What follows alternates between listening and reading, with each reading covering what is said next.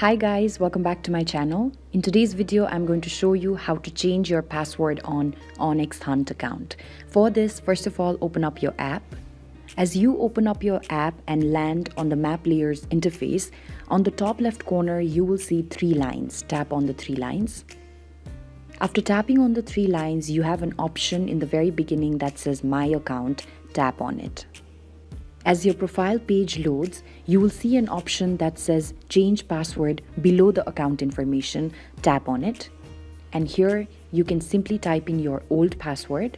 Here I am going to type my old password. And then type in your new password.